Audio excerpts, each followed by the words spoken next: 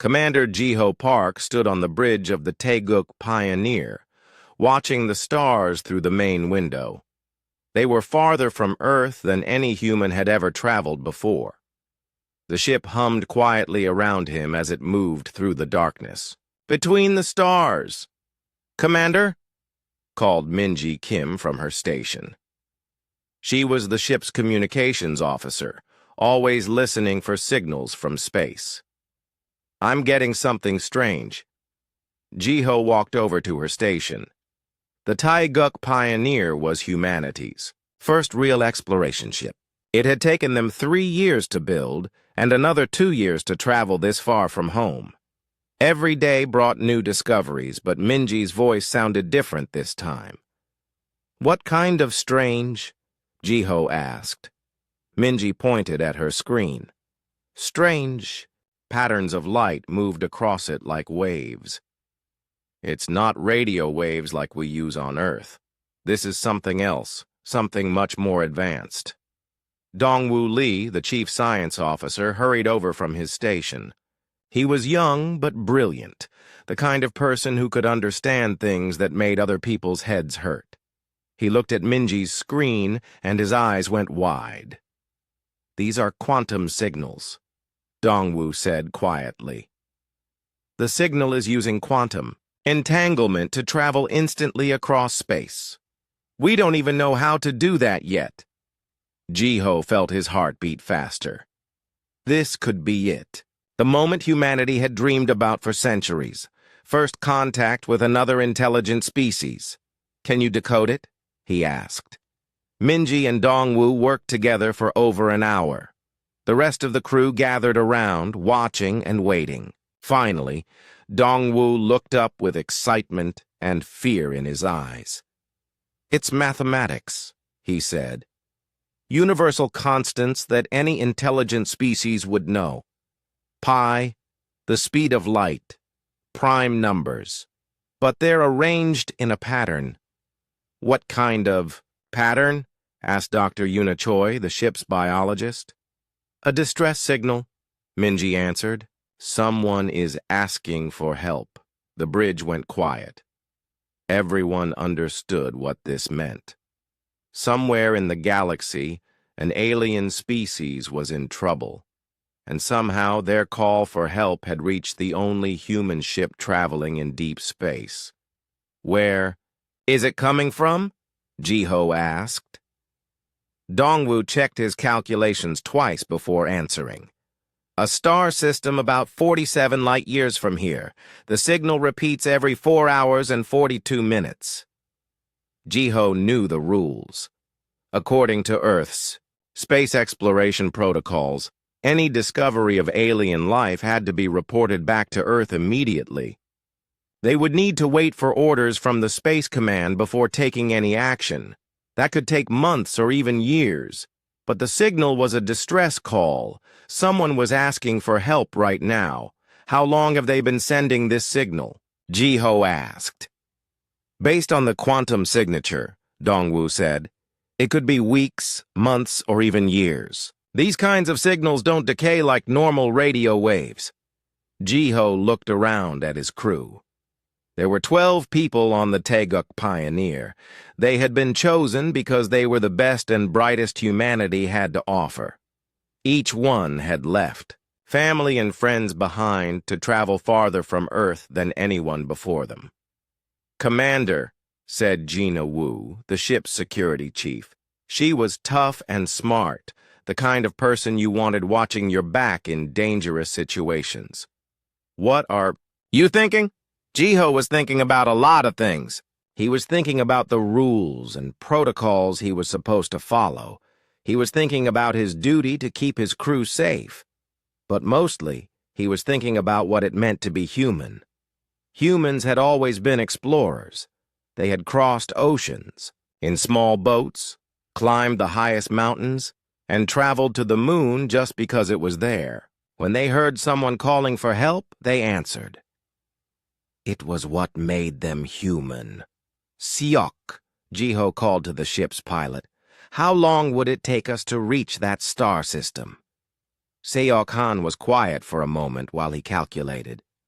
With our current faster-than-light drive, about 6 weeks. And how long to send a message back to Earth and wait for a response? 4 months minimum, Seok answered. Jiho nodded. He had suspected that would be the case. By the time Earth could send orders, whoever was sending the distress signal might be dead. Commander, said Minho Kong, the ship's engineer, the Taeguk Pioneer is the most advanced ship humanity has ever built, but we don't know what we might find out there. We're explorers, not a military vessel. Jiho knew Minho was right. The ship had some defensive weapons, but they were designed to deal with asteroids and space debris, not alien threats. If they found trouble, they might not be able to handle it, but the signal kept repeating. Every 4 hours and 42 minutes, someone was sending out a cry for help, and the Taeguk Pioneer was the only ship close enough to answer. I want everyone to think about this carefully, Jiho said to his crew. We came out here to explore and make discoveries. We knew there were risks, but now we have a choice to make. He paused and looked at each member of his crew.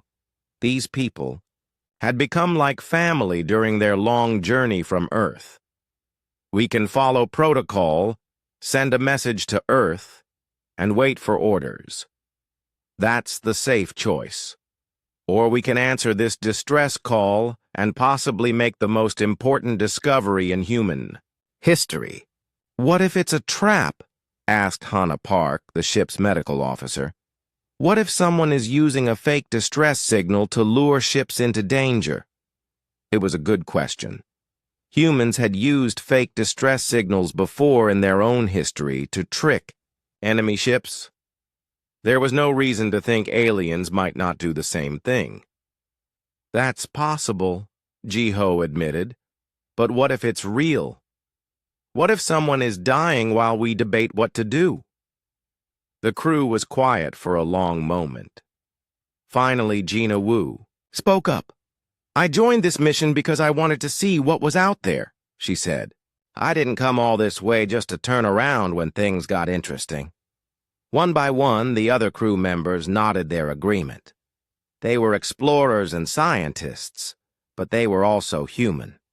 When they heard someone calling for help, their first instinct was to answer. Seok, Jiho said finally. Set course for the source of that signal. Maximum speed. Course set, Commander, Seok replied. As the Taeguk Pioneer changed direction and accelerated toward the unknown, Jiho felt a mixture of excitement and fear. They were about to leave the safety of known space and venture into something completely unknown.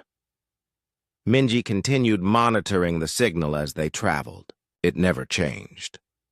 Every 4 hours and 42 minutes, the same mathematical patterns repeated across space. Someone was out there, calling for help. Jiho hoped they would arrive in time to answer that call. He also hoped that when they did, they would be able to help rather than just become another victim of whatever had caused the distress signal in the first place. The stars ahead looked the same as the stars behind them, but everything had changed.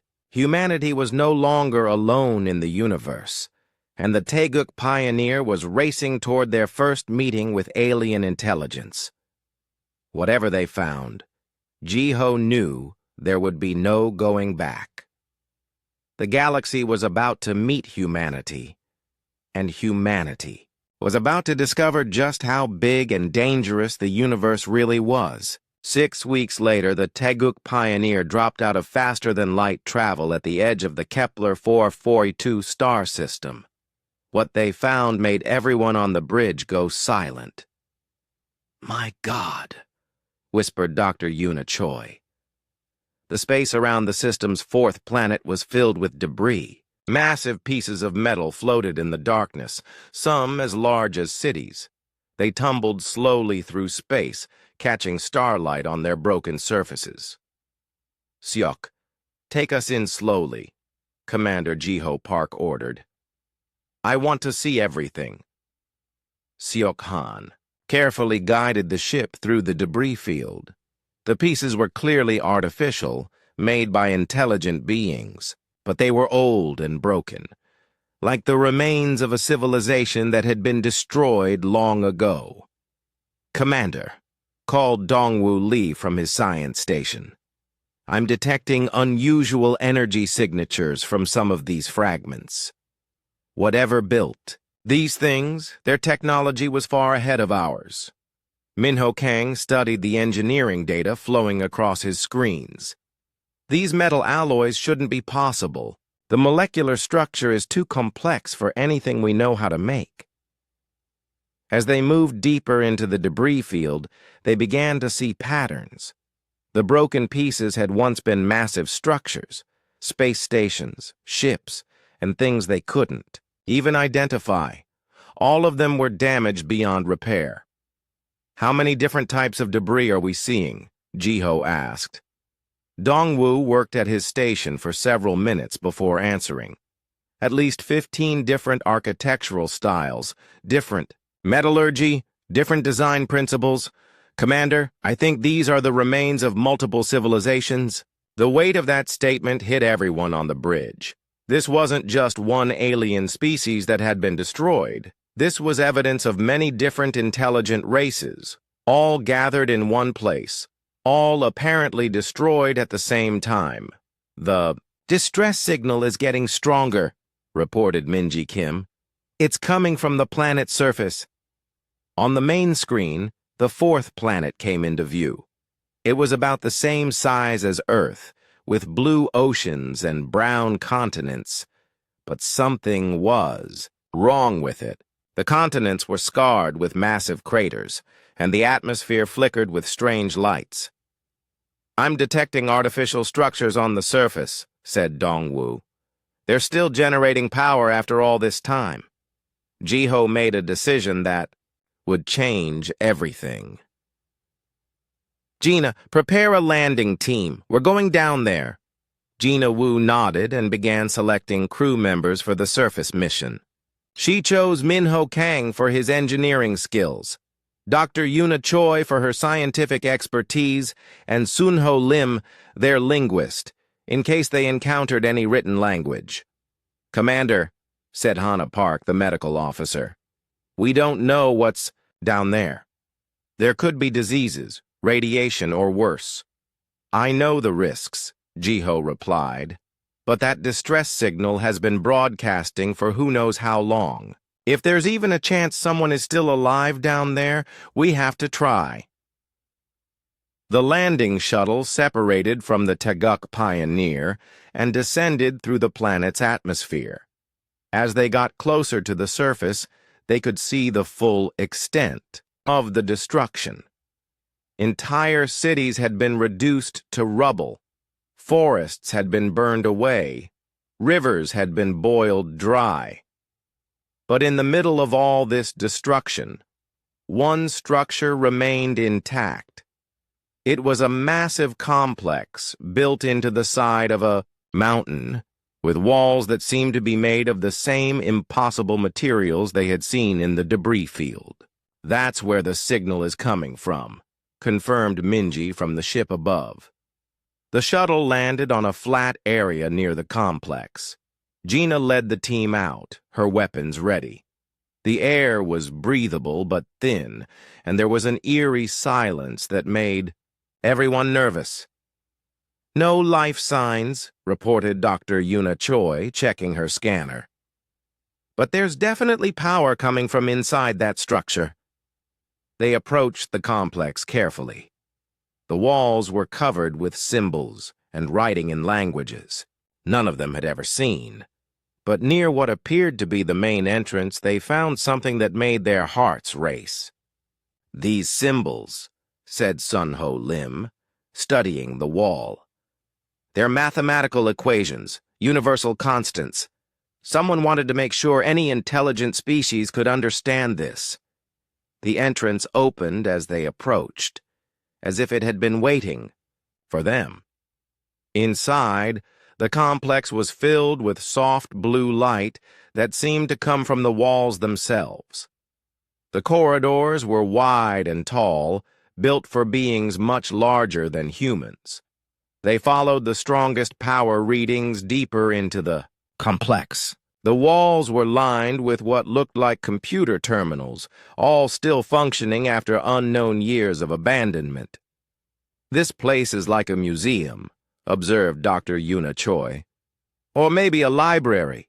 They reached a central chamber where the distress signal was strongest. In the center of the room stood a pillar of the same blue light that illuminated the complex. As they approached, the light began to change, forming patterns and shapes. "It's trying to communicate," whispered Sunho. The light formed itself into a humanoid shape, though it was taller and thinner than any human. When it spoke, the words came directly into their minds rather than through their ears. "I am Veltar, keeper of the archive. You have answered our call." Gina kept her weapon ready, but didn't point it at the being of light. "Are you the one who sent the distress signal?" "I am the last," Veltar replied. "The last of my people, the last of this alliance, the last keeper of what once was." Through a combination of mathematical concepts and shared images, Veltar began to tell them the story of this place. The complex was an archive, a repository of knowledge from dozens of different civilizations that had once worked together in peace. "How long have you been alone here?" asked Dr. Yuna Choi. "Time has little meaning when you are the only one left to measure it, but by your reckoning, perhaps 800 of your years." The team exchanged shocked looks. This being had been alone for 8 centuries, maintaining the archive and broadcasting the distress signal, hoping someone would eventually answer. "What happened to the others?" Gina asked. Veltar's light dimmed with what could only be described as sadness. "The great silence came, as it always does. They took everything, every ship, every station, every living being. I alone survived, hidden in the depths of this archive." "Who are they?" pressed Minho. "We called them the Erasers," Veltar explained. "They come every few centuries, whenever a civilization reaches beyond their home world. They eliminate all traces of spacefaring life, leaving only empty worlds behind." The humans felt a chill that had nothing to do with the temperature in the archive. If what Veltar was saying was true, then Earth itself might be in danger. "Why do they do this?" asked Sunho. "We never understood their purpose. They do not communicate, they do not negotiate. They simply erase any species that develops faster than light travel and then disappear until the next time." Dr. Yuna Choi studied the data flowing across the archive's terminals. "How many civilizations were part of your alliance?" 47 species across thousands of worlds, Veltar answered. "Each one unique, each one with their own culture and knowledge. All of them gone now, except for what I have preserved here." The magnitude of the loss was overwhelming. Dozens of intelligent species representing millions of years of evolution and development wiped out by an unknown enemy. "The distress signal," said Minji over the communication link from the ship. "Why did you keep broadcasting it?" "Because I hoped," Veltar replied simply. "I hoped that someday another species would develop space travel and hear our call. I hoped they would be different from us. I hoped they would succeed where we failed." Jiho felt the weight of responsibility settling on his shoulders. Humanity had stumbled into something far larger and more dangerous than they had ever imagined. But they had also found something precious, the accumulated knowledge of dozens of civilizations, preserved by one lone survivor who had never given up hope. "Will you help us understand?" Jiho asked. "I will share what I know," Veltar agreed. "But you must understand the danger. If the erasers learn of your existence, they will come for your world as they came for ours. Your species will face the same choice we faced: submit to extinction or fight against impossible odds." As the team began to download data from the archive, Jiho realized that everything had changed. Humanity was no longer exploring an empty galaxy. They were entering a universe where intelligence was hunted and destroyed, where the act of reaching for the stars itself was seen as a crime punishable by extinction. But they had found an ally in Veltar. And more importantly, they had found hope. If one being could survive 800 years to share this knowledge, then perhaps humanity could find a way to survive what was coming. For 3 days, the crew of the Teguk Pioneer worked with Veltar to understand the archive. The ancient being shared knowledge that had been collected over thousands of years from dozens of different civilizations. "Your species is young," Veltar explained to Commander Jiho Park as they stood in the archive's main chamber. "But there is something different about you. Something I have not seen before." Dr. Yuna Choi looked up from her analysis of the biological data. "What do you mean, different?" Veltar's light form shifted as he considered how to explain. "Each species in our alliance had their own strengths. The Korthani were excellent engineers. The Silani understood energy better than anyone. The Remnali were master strategists." He paused, the blue light dimming slightly. "But all of them thought in similar patterns. When faced with a problem, they used logic and careful planning. When the erasers came, they responded predictably." "How did they respond?" asked Gina Wu, who had been studying the military records. "Some tried to fight using conventional warfare. Others attempted to hide their civilizations. A few tried to negotiate or surrender. All failed." Sunho Lim looked up from where he had been translating ancient texts. "You said humans are different. How?"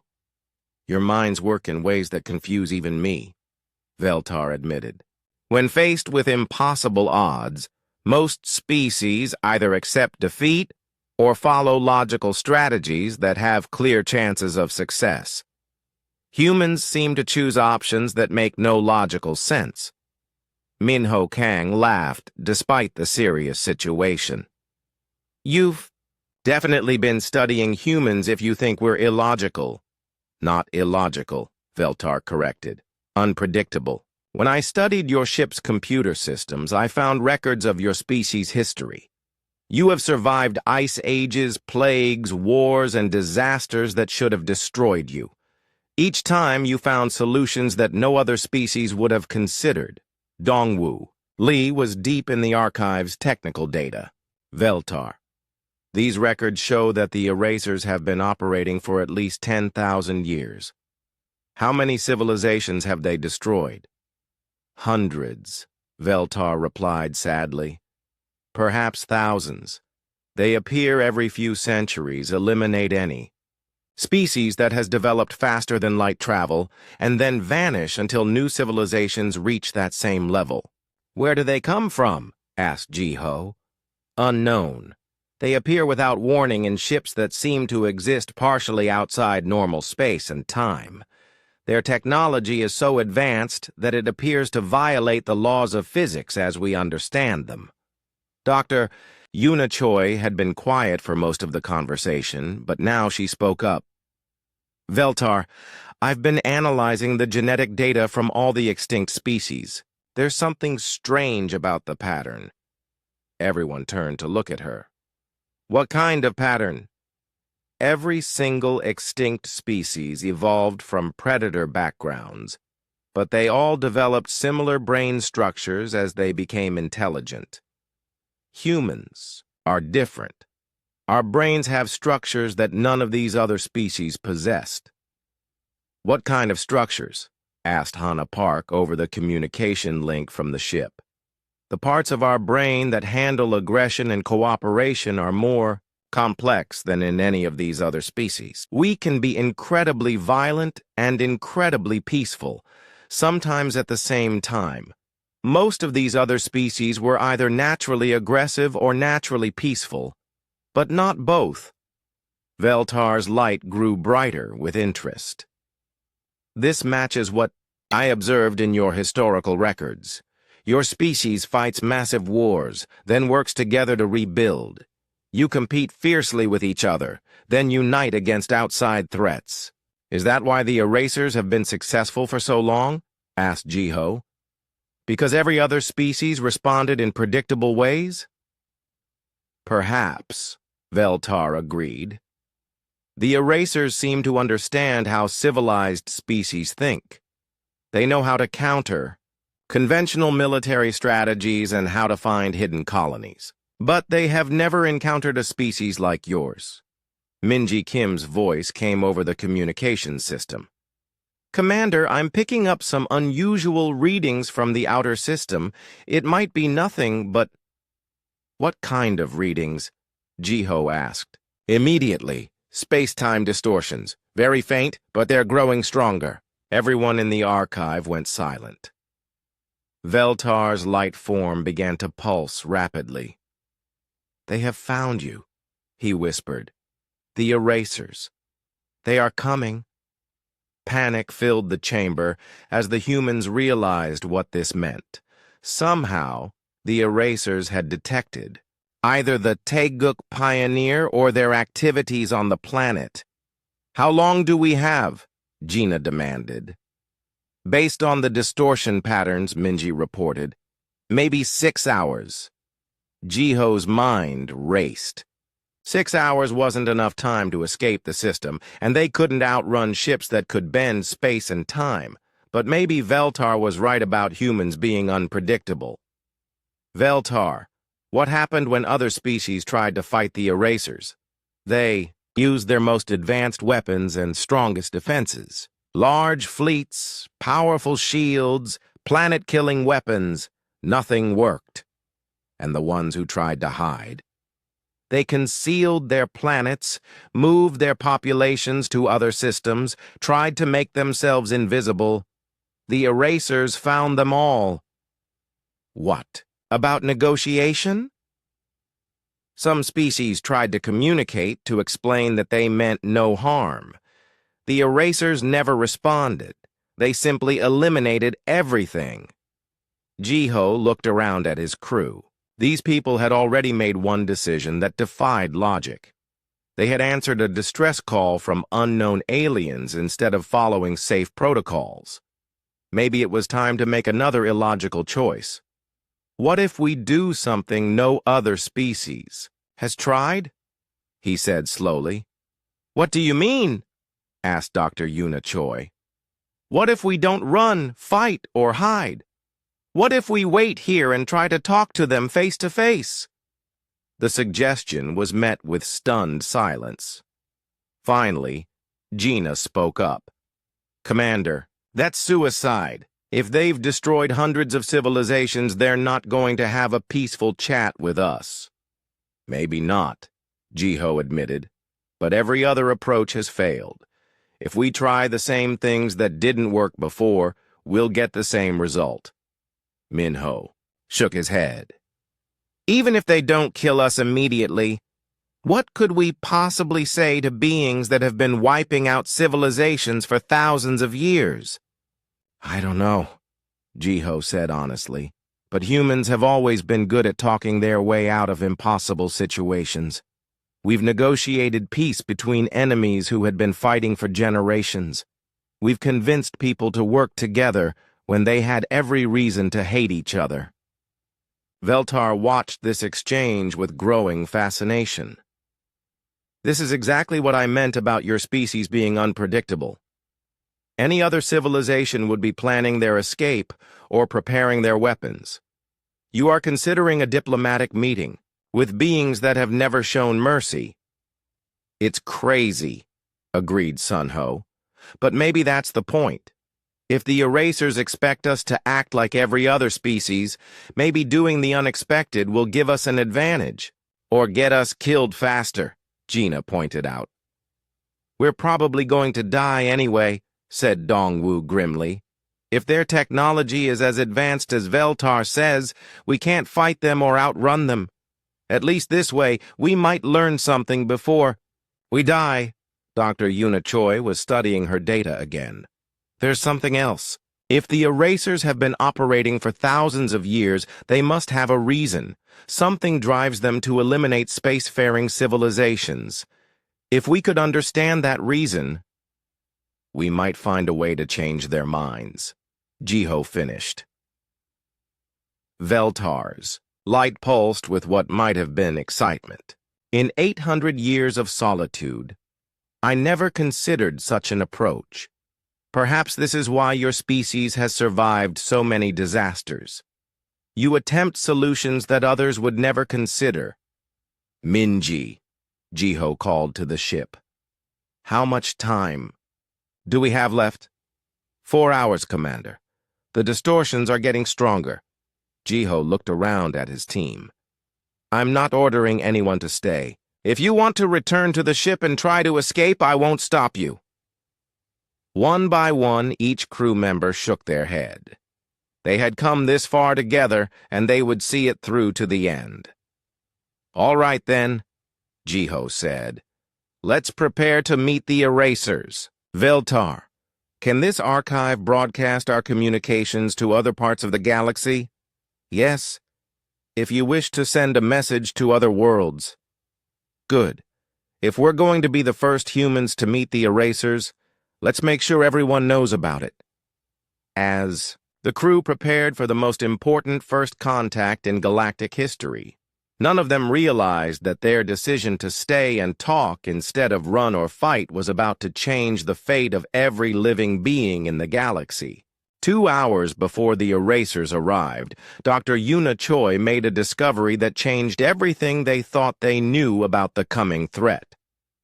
Commander, she called urgently to Jiho Park. You need to see this. Jiho and the rest of the team gathered around the archive terminal where Yuna had been working. Veltar's light form moved closer as well, curious about what the human had found. I've been analyzing the genetic data from all the extinct civilizations, Yuna explained. At first I thought I was looking for similarities between them, but I realized I should be looking for differences between them and us. What did you find? Asked Dongwu Li. Yuna pulled up a complex diagram showing brain structures. Every single extinct species had the same basic neural pattern. When they faced extreme stress or danger, their brains shut down non-essential functions and focused on survival. It made them efficient, but also predictable. She switched to a human brain scan. Human brains work differently. Under extreme stress, we don't shut down. We actually increase activity in areas that other species would consider non-essential. We become more creative, more willing to take risks, more likely to try impossible solutions. That's why humans do crazy things when we're scared, observed Minho Kang. Exactly. But there's more. Yuna pulled up another set of data. I've been studying the erasers' attack patterns from Veltar's records. They're incredibly systematic. They always approach the same way, use the same strategies, target the same types of installations first. Gina Wu leaned forward with interest. You're saying they're predictable too? More than that. I think they're programmed.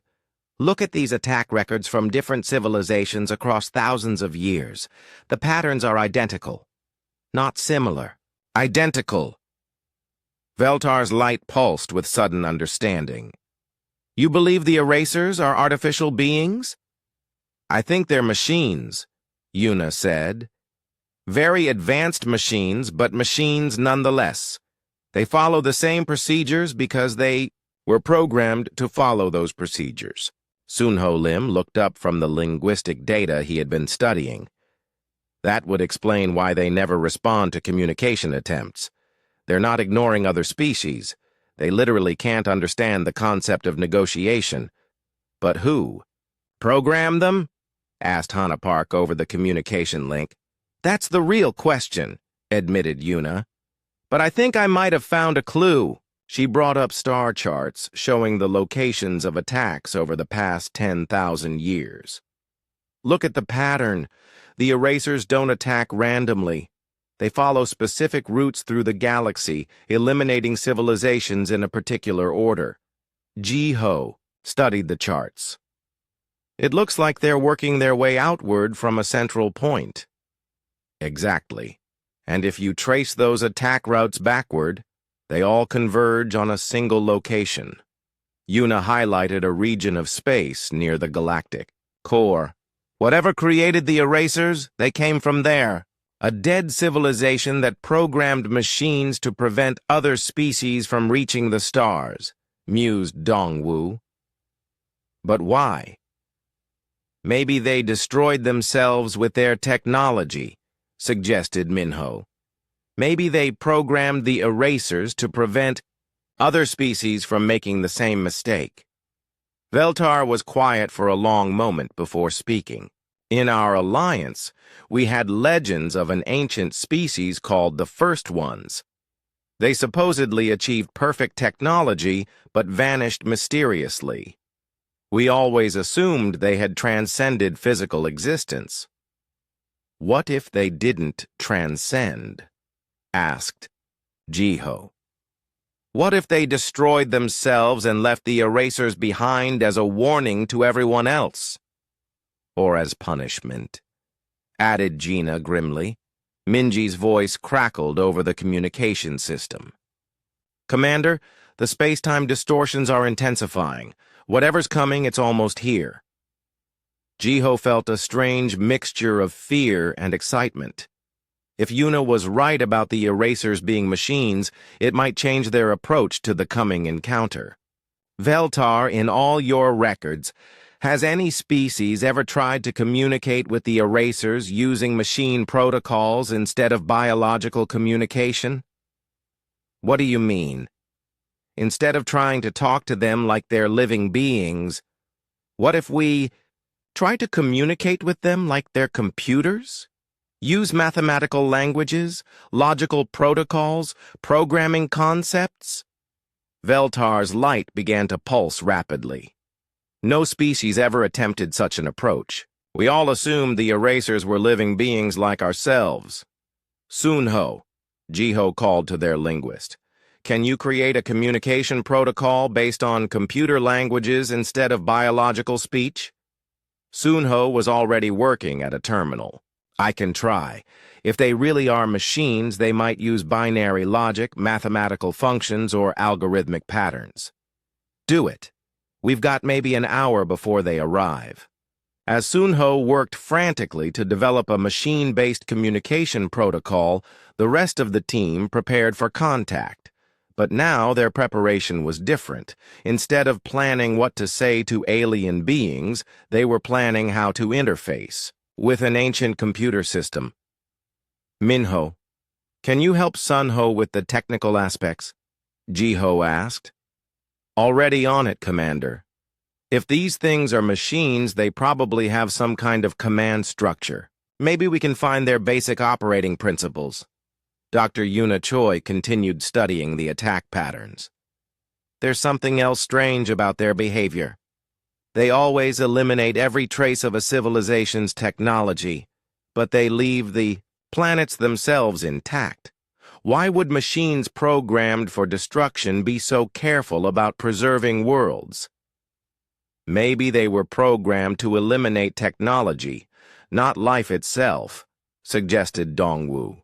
If their creators destroyed themselves with advanced technology, they might have wanted to prevent that from happening again without destroying entire biospheres. Veltar had been accessing deeper levels of the archive during their conversation. "I have found something," he announced. "Records from the very oldest civilizations from over 8,000 years ago."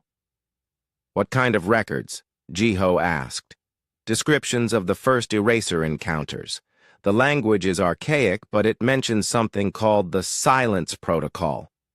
They describe the erasers as guardians of the ancient command, who were bound by laws written in the first language." "The first language could be computer code," Sunho said excitedly. "The original programming language used by their creators." "Can you work with that?" Jiho asked. "I'm trying to reverse engineer their logic patterns based on their attack behaviors. If I can figure out their basic programming structure, I might be able to create a communication interface." Gina checked her weapons one more time, though she knew they would be useless against eraser technology. "Even if we can talk to them, what makes you think they'll listen?" "Because they're machines," Jiho said. "Machines follow their programming. If we can understand their programming, maybe we can find a way to modify it or work within its parameters." "Commander," Minji's voice was tense. "They're here." Through the archive's sensors, they could see it. A massive crystalline structure that seemed to exist partially outside normal space. It was beautiful and terrifying at the same time, like a geometric star that had learned to move through dimensions humans couldn't even perceive. "Sunho, please tell me you have something," Jiho said urgently. "I think so. I've created a basic mathematical interface. It's primitive, but it might be enough to establish contact." "Veltar? Can the Archive's communication systems reach their ship?" "Yes, but Commander, in 800 years, no one has ever received a response from the erasers." "Then we'll be the first," Jiho said with determination. "Sunho, transmit your protocol." As the communication attempt began, the eraser ship hung motionless in space above the planet. For the first time in galactic history, someone was trying to speak to the ancient machines in their own language.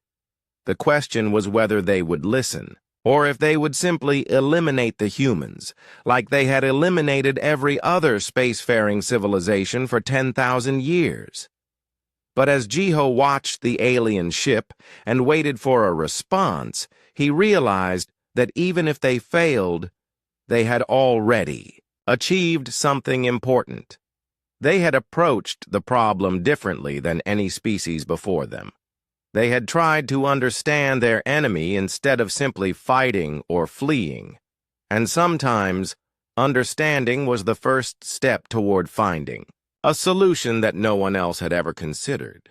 The response came exactly 17 minutes after Sunho Lim transmitted his mathematical communication protocol. It was unlike anything they had expected. "Commander," Minji Kim's voice was filled with amazement. "They're responding, but it's not like normal communication. It's pure data flowing directly into our systems. Can you decode it?" asked Commander Jiho Park. Sunho was working frantically at his terminal. "It's incredible. They're not using words or concepts like we do. They're transmitting raw logic structures, mathematical proofs, and what looks like decision trees." Veltar's light form moved closer to examine the data. "In 800 years, I never imagined they could communicate at all." "What are they saying?" demanded Gina Wu. "They're asking questions," Sunho replied, his voice filled with wonder. "But not questions like, 'Who are you?' or 'What do you want?' They're asking about our logical consistency, our behavioral patterns, our species development algorithms." Dr. Yuna Choi looked up from her analysis station. "They're trying to categorize us. All their questions relate to how we fit into their existing classifications of civilizations." Minho Kang was monitoring the technical aspects of the communication. This is amazing. Their data transmission rate is thousands of times faster than anything we can produce. But they're deliberately slowing down to match our processing speed. They're being patient with us, observed Dongwu Li. Why would ancient killing machines show patience? Because they're not killing machines, Jiho realized. They're evaluation machines. They're trying to determine whether we fit their termination criteria. Veltar's light pulsed with sudden understanding. Of course, if they were simply programmed to destroy all spacefaring civilizations, they would have attacked immediately. But they're conducting an assessment first. Sunho, can you ask them what their assessment criteria are? Jiho requested. Sunho transmitted the query using the mathematical protocol he had developed. The response came back almost immediately, but it was complex beyond anything they had received before. They're sending us... It looks like a test, Sunho said slowly. A series of scenarios where we have to choose how our species would respond to different situations. The scenarios began appearing on the archive's display screens. Each one presented a situation where a civilization had to choose between technological advancement and some other value. The first scenario, a species discovers a technology that could cure all diseases but would also make them dependent on a resource controlled by another civilization. Choose advancement or independence. The second scenario, a civilization develops weapons capable of destroying planets. They must choose between keeping the weapons for defense or destroying them to prevent accidents. Scenario after scenario appeared, each one testing different aspects of how a species balanced progress with wisdom, power with restraint, advancement with preservation. They're not just testing our technology, Dr. Yuna Choi realized. They're testing our character as a species. What happens if we fail their test? Asked Hana Park over the communication link. No one wanted to answer that question, but they all knew. Failure meant joining the graveyard of civilizations floating in space around the planet. How do we answer? Gina asked. These scenarios don't have clear right or wrong answers. Maybe that's the point, suggested Dongwu. Maybe they're not looking for the correct answers. Maybe they want to understand how we think. Jiho studied the scenarios carefully. Each one presented a dilemma that had no perfect solution. Every choice involved sacrifice, compromise, or risk. Answer them honestly, he decided. Show them how humans really think, not how we think they want us to think. For the first scenario about the disease-curing technology, they transmitted humanity's likely response. Humans would probably accept the technology but immediately begin working to duplicate it independently, while also developing alternative solutions and backup plans. For the weapons scenario, they answered that humans would likely keep some weapons for defense while destroying others, but would also create international treaties to control their use, and would constantly argue about whether they had made the right choice. As they worked through each scenario, a pattern emerged in their answers. Humans rarely chose simple solutions. They chose complex, often contradictory approaches that tried to maximize benefits while minimizing risks. They changed their minds, adapted their strategies, and were willing to accept uncertainty rather than simple answers. "This is taking forever," complained Minho. "We've been at this for 2 hours." "The erasers seem willing to wait," observed Veltar. "They have not moved or shown any sign of impatience." "Maybe time means something different to machines that have existed for thousands of years," suggested Sunho. Finally, they reached the last scenario. This one was different from all the others. Instead of presenting a dilemma, it simply asked, "What is your species' primary directive?" The team fell silent. How do you summarize the entire purpose of humanity in a way that ancient machines could understand? What drives us? Jiho asked aloud. What is the one thing that defines humans above everything else? Survival, suggested Gina. Curiosity, offered Dongwu. Progress, said Minho. Connection, added Dr. Yuna Choi. We're constantly trying to connect with each other, with our environment, with the unknown. Sunho looked up from his terminal. What if it's not just one thing? What if our primary directive is the combination of all these drives? Can you explain that to machines? Asked Veltar. I can try. Sunho began crafting their response. Humanity's primary directive, he transmitted, was not a single goal, but a dynamic balance of multiple objectives. To survive and thrive, to explore and understand, to connect and cooperate, to grow and improve, while preserving what was valuable from the past. He explained that humans often pursued contradictory goals simultaneously, changing priorities based on circumstances, and were willing to sacrifice efficiency for adaptability. The response from the eraser ship was immediate and massive. Data flooded their systems faster than they could process it. They're excited? Sunho said uncertainly. That's the only way I can describe this data pattern. It's like they've discovered something unexpected. New scenarios began appearing, but these were different. Instead of testing moral choices, they were asking about specific human behaviors. That seemed to fascinate the erasers. Why do humans create art that serves no survival function? Why do they risk their lives to save strangers?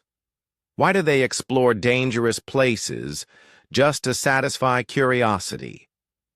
Why do they form emotional attachments? To creatures from other species? They're trying to understand us, Dr. Yuna Choi said with amazement. They've never encountered a species like ours before. How is that possible? Asked Gina. They've evaluated hundreds of civilizations. Veltar provided the answer.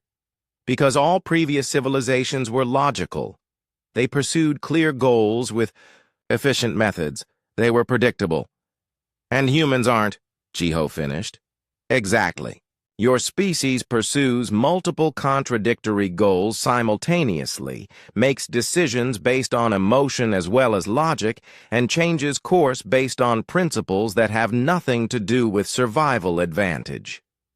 The communication from the erasers suddenly changed tone. Instead of questions, they began transmitting what looked like confusion. I think we broke them, Minho said with nervous laughter. Not broke, corrected Sunho. We gave them a problem they weren't programmed to solve. They have criteria for evaluating logical civilizations, but we don't fit any of their categories. What happens now? Asked Minji from the ship.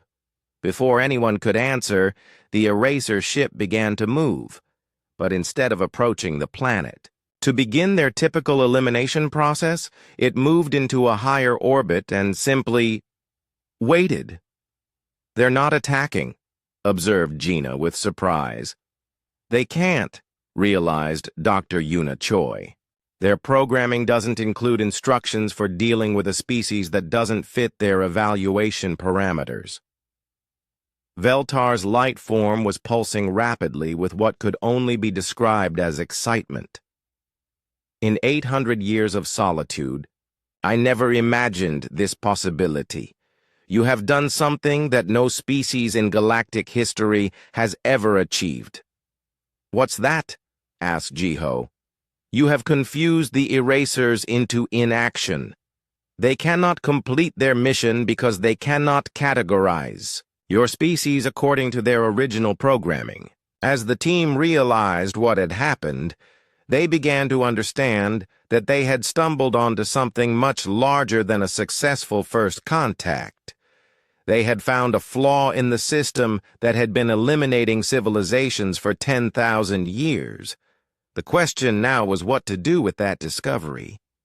Commander Jiho Park stood in the archive chamber, watching the data streams flow between the human ship and the massive eraser vessel hanging motionless in orbit. For 12 hours, the ancient machines had been stuck in what could only be described as a logical loop, unable to complete their mission because humanity didn't fit their programmed categories. "This is our chance," Jiho said to his assembled team. "We need to figure out how to turn this confusion into something more permanent." Dr. Yuna Choi looked up from her analysis of the eraser communication patterns. "I've been studying their decision-making processes. They're incredibly sophisticated, but they're still bound by their original programming. They can't make choices that contradict their basic directives." "What are their basic directives?" asked Dongwoo Lee. Sun Ho Lim had been working to decode the deeper layers of eraser logic.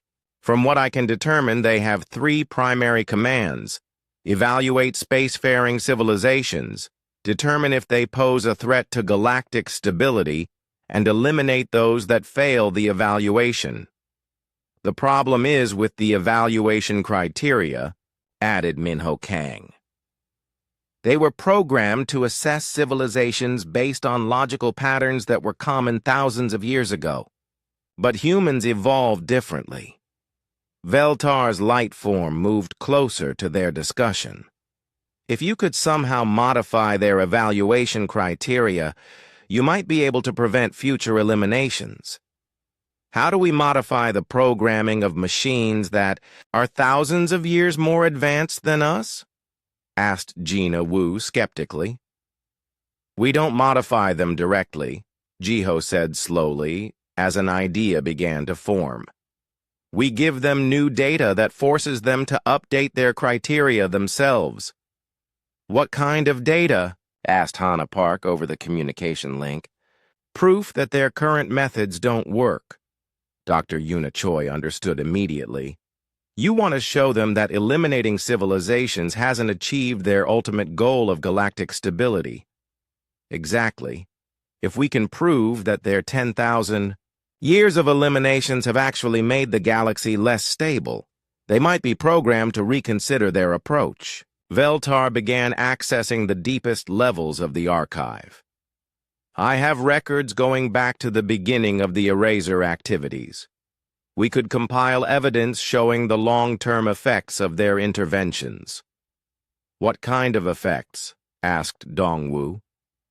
"Each eliminated civilization represented thousands of years of cultural and technological development," Veltar explained. "Their knowledge, their art, their unique solutions to universal problems, all lost forever. And the survivors," added Dr. Yuna Choi. "The species that never developed space travel because they knew the erasers would destroy them. How many civilizations stayed primitive out of fear?" Sunho was already beginning to compile the data.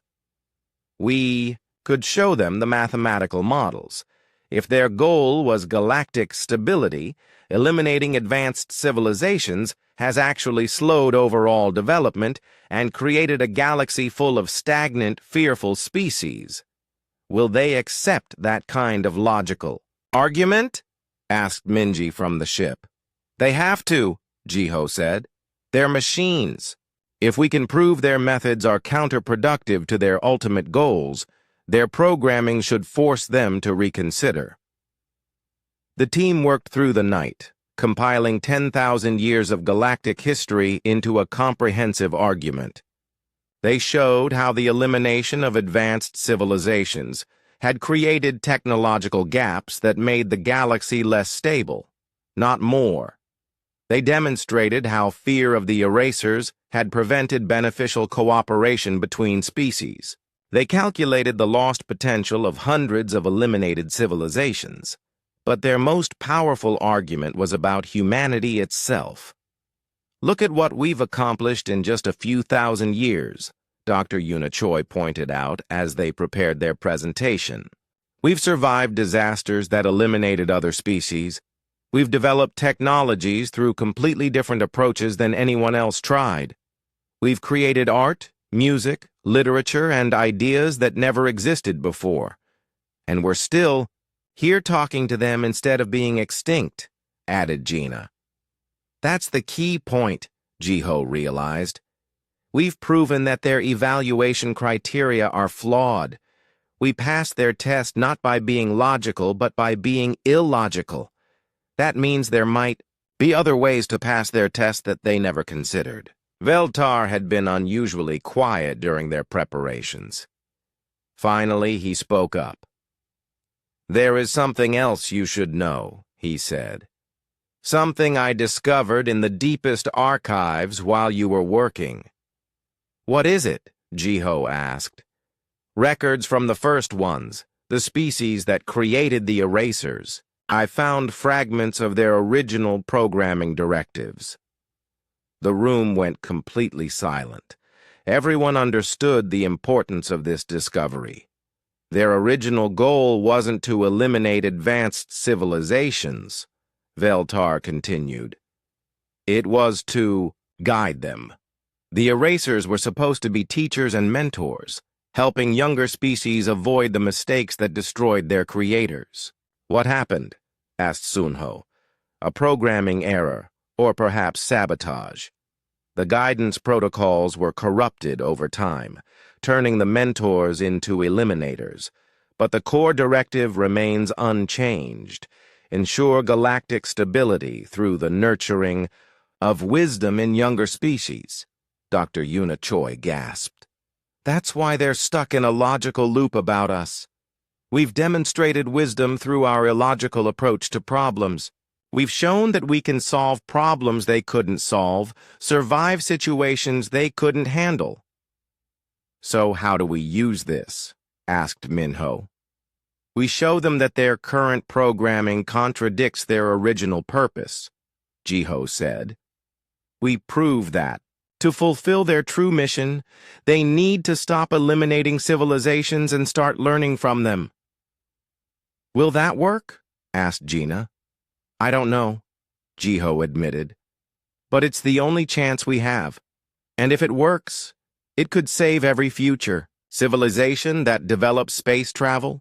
They spent another 6 hours refining their argument, incorporating the first one's original directives with their evidence of the eraser's counterproductive methods.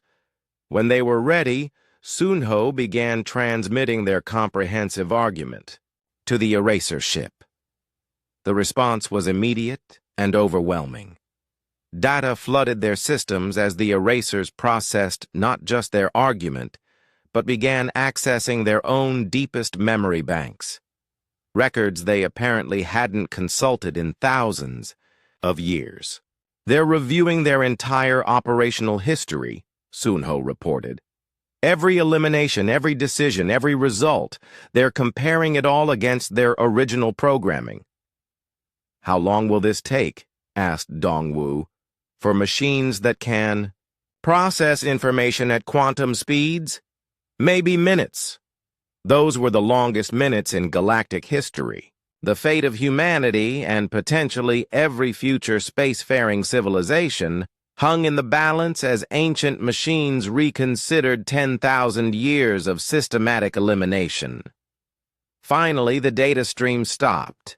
The eraser ship remained motionless for several more minutes before transmitting a single, simple message that changed everything. "Directive confirmed. Primary programming error detected. Original mission parameters restored. New evaluation protocols required." Veltar's light form blazed with joy. "They've accepted your argument. They're going to stop the eliminations." "Not just stop them," Jiho said, reading the continuing data stream. "They want to learn from us. They're asking humanity to help them develop new evaluation criteria that can identify wisdom in all its forms, not just logical efficiency." "We did it," whispered Dr. Yuna Choi. "We actually did it." But Jiho knew their work was just beginning. They had stopped the ancient cycle of destruction, but now they had to help build something better. For the first time in 10,000 years, the galaxy would have the chance to develop and grow without fear of systematic elimination.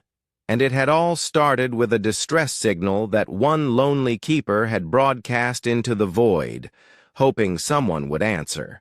3 days after the Erasers accepted humanity's argument, Commander Jiho Park found himself in the most important diplomatic meeting in galactic history. The Eraser ship had extended what could only be described as an invitation for direct contact. "Are you sure about this?"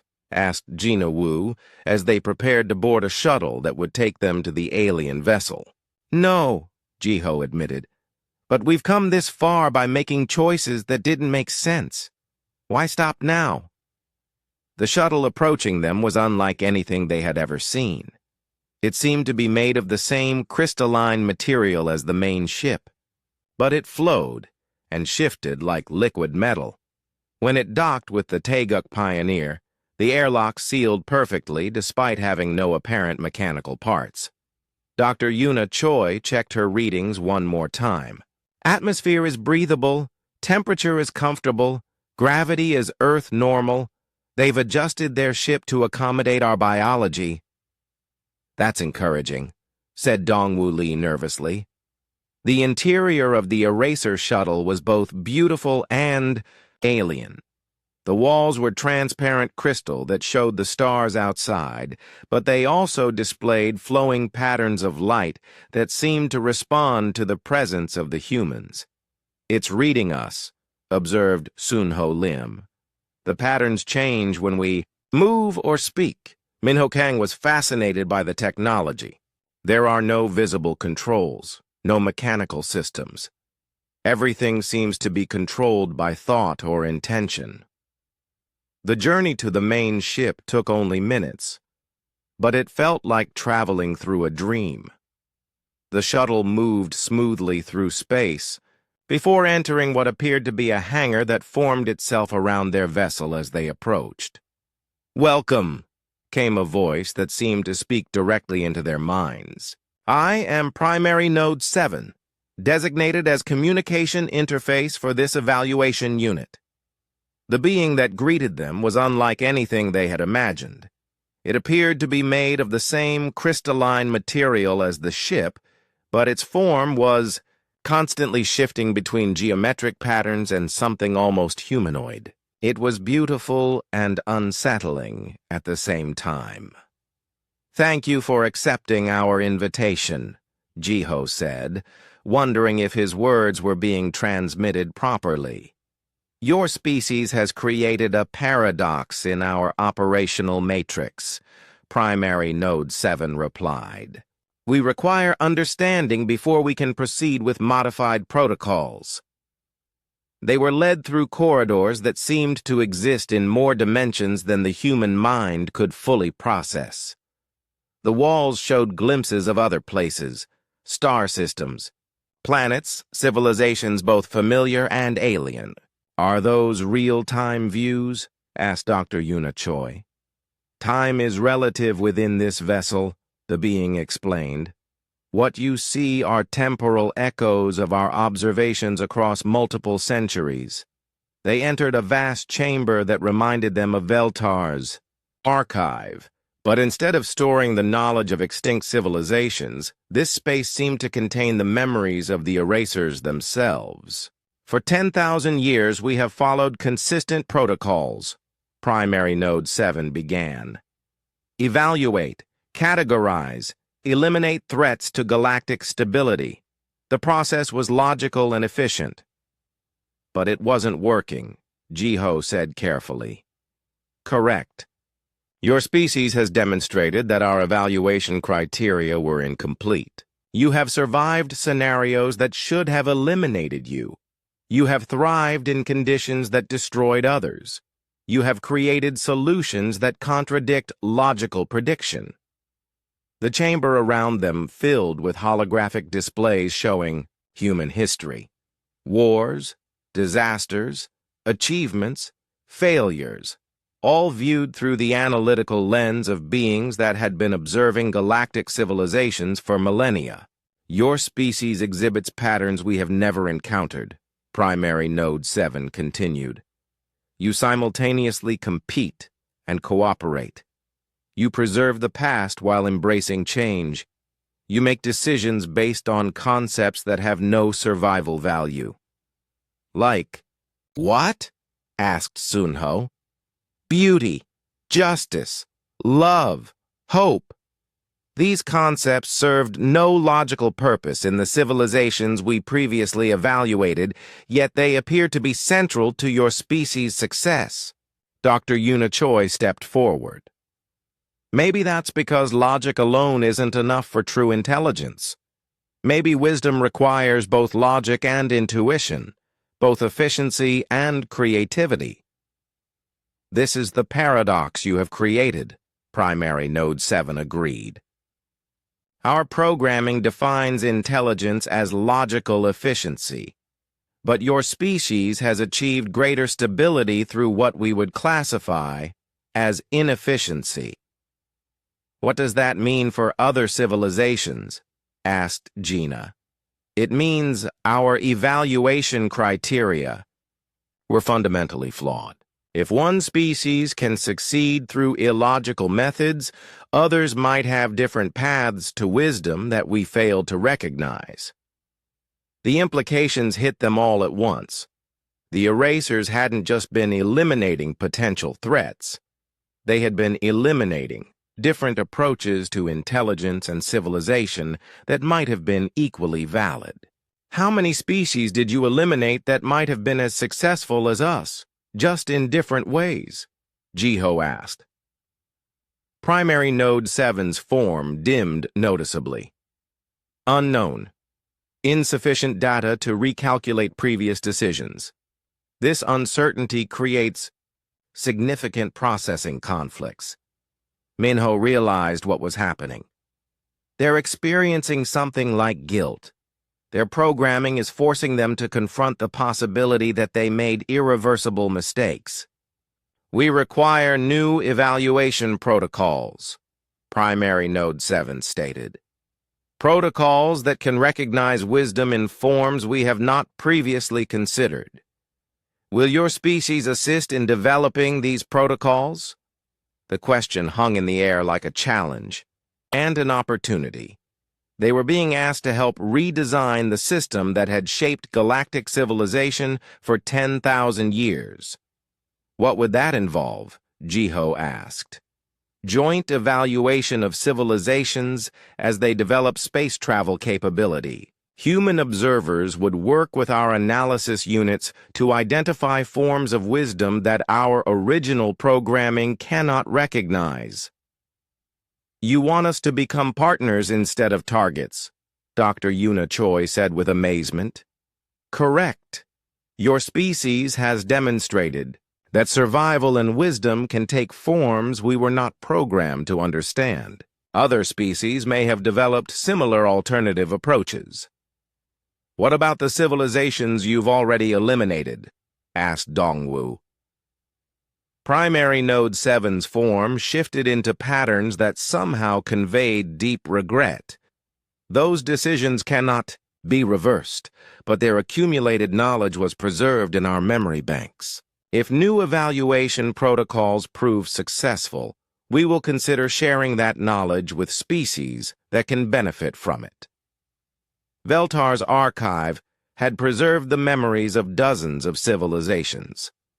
But the erasers had the complete knowledge of hundreds of species, all stored in quantum matrices that could potentially be accessed and shared.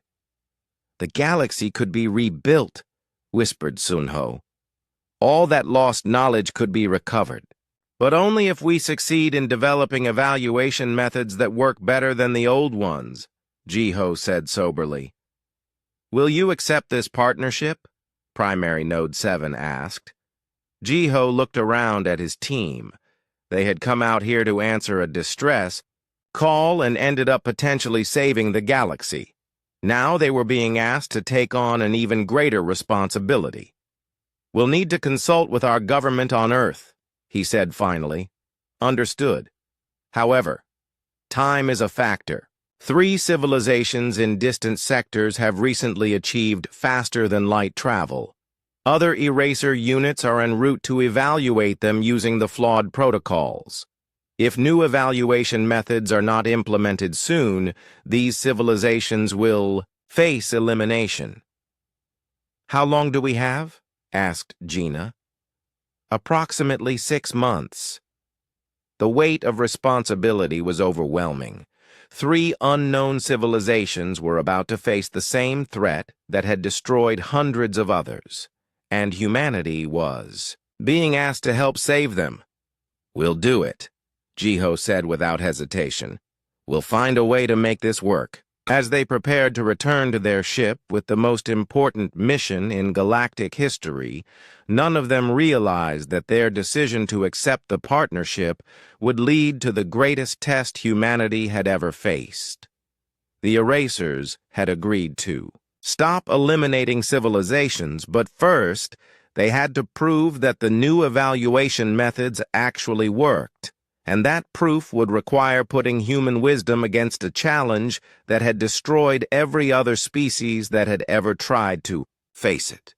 6 months later, Commander Jiho Park stood on the bridge of the newly commissioned New Horizon, humanity's first diplomatic vessel designed for working with the erasers.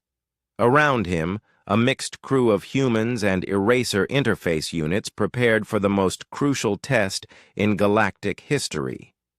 Incoming transmission from Earth, announced Communications Officer Hyami Song, who had replaced Minji Kim when she was promoted to head the new Human Eraser Cooperation Initiative. Put it through, Jiho said.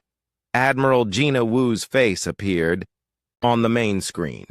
She had been promoted after their successful first contact and now headed Earth's Space Defense Command.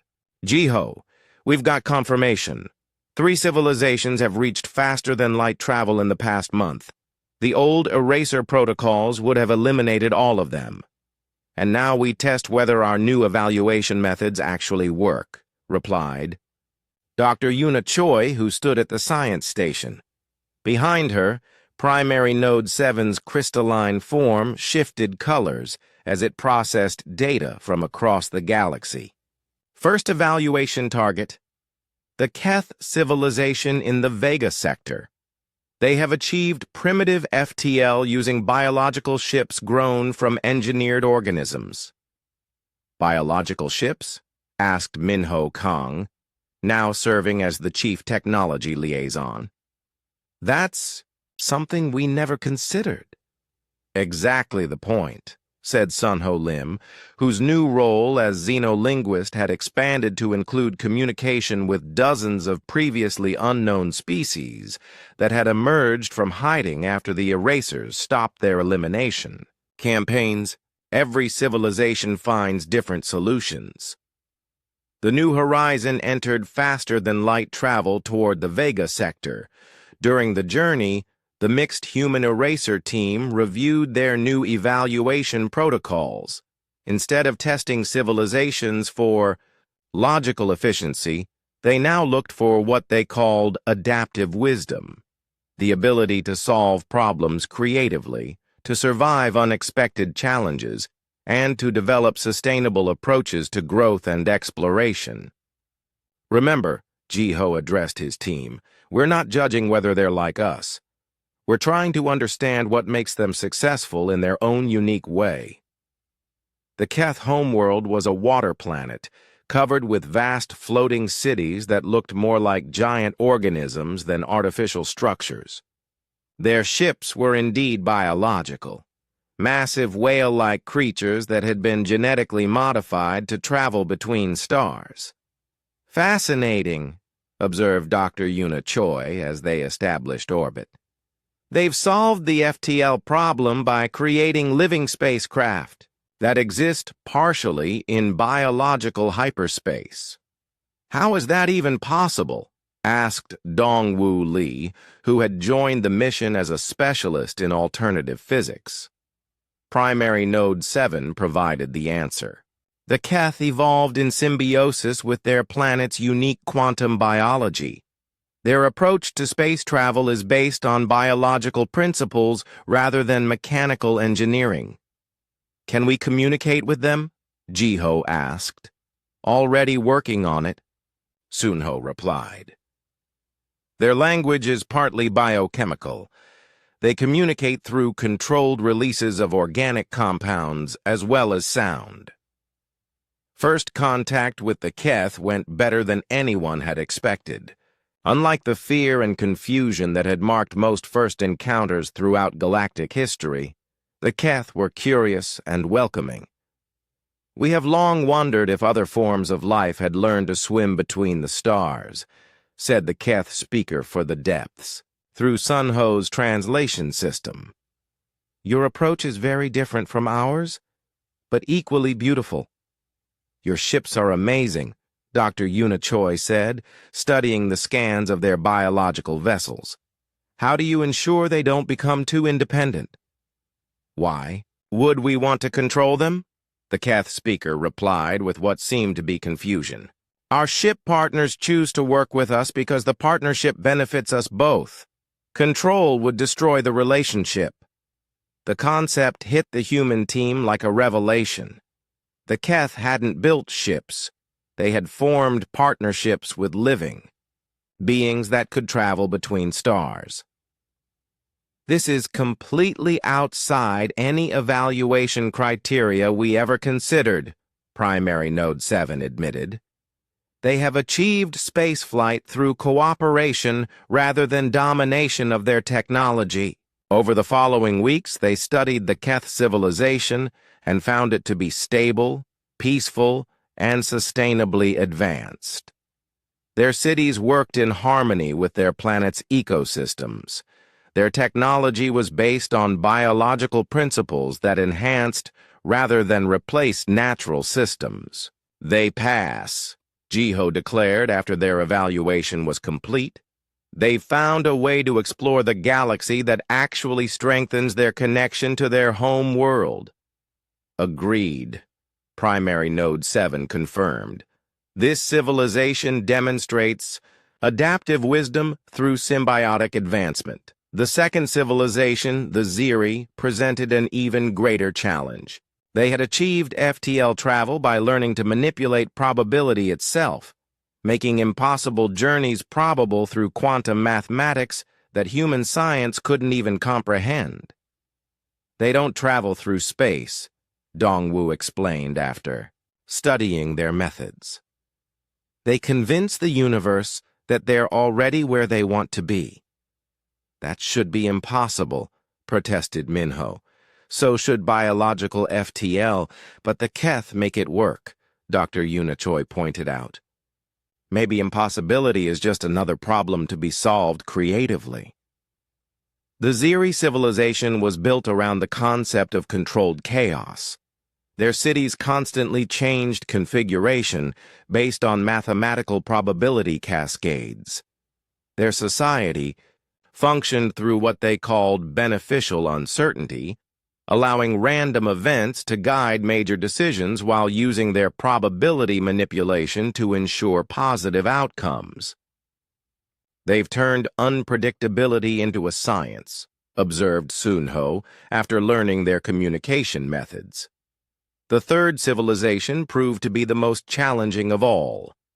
The Ven had achieved spaceflight by transcending individual consciousness and becoming a collective intelligence that could exist simultaneously in multiple locations. "How do you evaluate the wisdom of a species that no longer thinks as individuals?" Jiho asked Primary Node 7. "Unknown."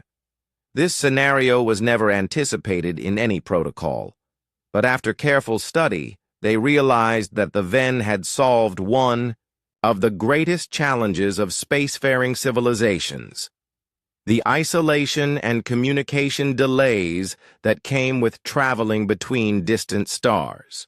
By sharing consciousness across space, they remained connected regardless of distance. All three civilizations passed the new evaluation protocols. Each had found unique solutions to the challenges of space travel and galactic civilization. Each demonstrated adaptive wisdom in ways that would have been impossible for the old eraser protocols to recognize. "Success," Primary Node 7 announced as they completed the final evaluation. "New protocols functioning within acceptable parameters. Galactic Elimination Directive permanently suspended." But their success brought unexpected consequences. Word of the new evaluation system spread across the galaxy faster than anyone had anticipated.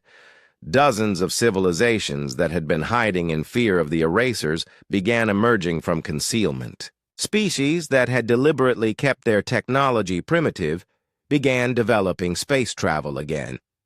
"Commander," Admiral Gina Wu called from Earth, "we're receiving first contact requests from 17 different civilizations in the past week, alone.